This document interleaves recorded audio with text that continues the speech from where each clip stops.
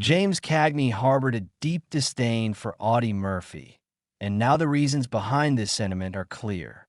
Born James Francis Cagney Jr. on July 17, 1899, in New York City, he grew up in the gritty Lower East Side of Manhattan, raised in a modest Irish-American household. His father juggled various jobs, including bartending, while his mother managed a bustling family of 7 in a tight-knit apartment. From his youth, Cagney absorbed lessons of grit, ingenuity, and drive, traits that defined his personal ethos and later fueled his storied career. He briefly attended Stuyvesant High School and Columbia College, but academia wasn't his calling. Instead, he stumbled into the performing arts, initially drawn to painting and dance before discovering his passion for captivating audiences. Starting as a vaudeville dancer, he soon transitioned to stage acting. Cagney's ascent in Hollywood was steady yet deliberate. As silent films gave way to talkies in the late 1920s and early 1930s, he moved from Broadway to Warner Brothers. His dynamic presence set him apart. Unlike many actors who faltered with the advent of sound, Cagney's rapid-fire delivery and street-smart charisma enthralled viewers.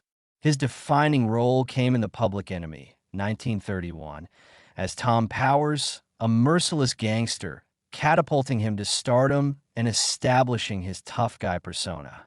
The infamous scene where he smashes a grapefruit into Mae Clark's face became a cinematic hallmark, embodying his intense characters and bold acting style. Off-screen, however, Cagney was the antithesis of his roles, described by peers as kind-hearted, disciplined, and devoted to family, living quietly away from the spotlight. Through the 1930s and 1940s, Cagney commanded the screen, excelling not only in gritty crime dramas, but also in diverse roles that highlighted his versatility. In Angels with Dirty Faces, 1938, he portrayed a hardened criminal whose execution imparts a profound lesson to wayward youths, while his comedic flair shone in lighter roles. His crowning achievement came in Yankee Doodle Dandy, 1942, where he embodied showman George M. Cohan, showcasing his dance and musical talents. This performance earned him a Best Actor Oscar, cementing his legacy as a multifaceted entertainer. Retiring in the early 1960s, Cagney was coaxed back for a final role in Ragtime, 1981. By 1974, the American Film Institute named him the 8th greatest male screen legend of classic Hollywood, a testament to his enduring impact. In 1920, Cagney was still a struggling performer, landing a minor role as a chorus dancer in a musical revue Pitter-Patter. This production proved pivotal, as it introduced him to Francis Willard Billy Vernon, a fellow performer. Their instant connection blossomed into a profound bond, culminating in their marriage on September 28, 1922. Their union, remarkably enduring for over 6 decades until Cagney's death in 1986, stood as a rarity in Hollywood's tumultuous world.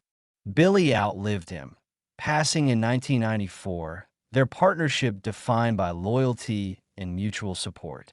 Though they had no biological children, the Cagneys adopted 2, James Francis Cagney III in 1940 and Kathleen Casey Cagney later on. Fatherhood grounded Cagney, balancing the demands of fame.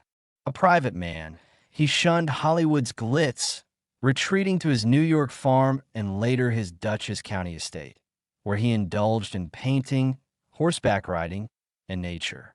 He permitted occasional press photos with his family, but fiercely guarded his personal life. Sadly, Cagney's family life wasn't without turmoil. His son, James III, suffered a fatal heart attack on January 27, 1984, in Washington, D.C., just 2 years before Cagney's own passing. Their estrangement, beginning around 1982, left an unhealed rift, a private pain at odds with Cagney's public image as a devoted patriarch.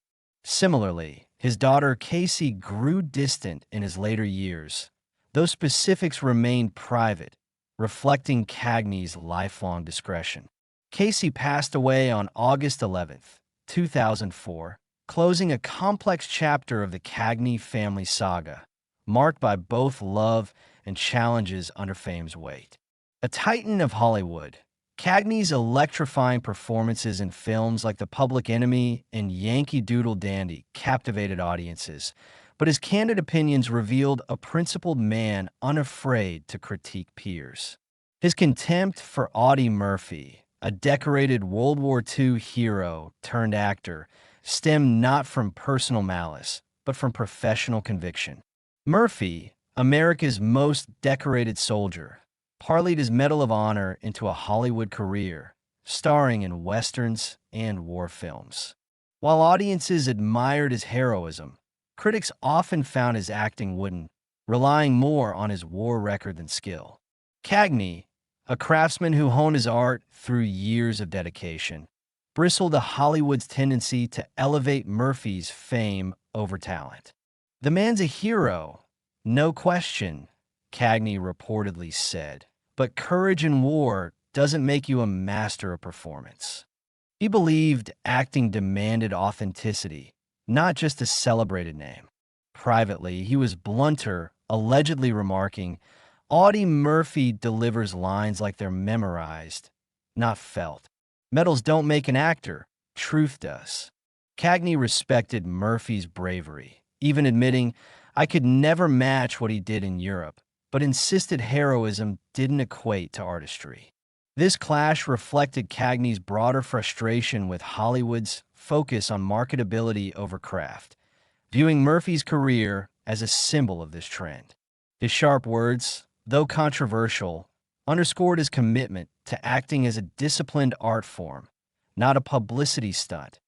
Cagney spent his final years in serene seclusion at his Dutchess County farm, far from Hollywood's glare. He passed away on March 30th, 1986, at age 86, from a heart attack on his cherished estate, a haven where he painted, rode horses, and embraced rural tranquility. His death on Easter Sunday carried symbolic resonance, evoking themes of renewal that mirrored his immortal screen legacy. A titan of cinema, his fiery intensity and versatility shaped Hollywood's golden age.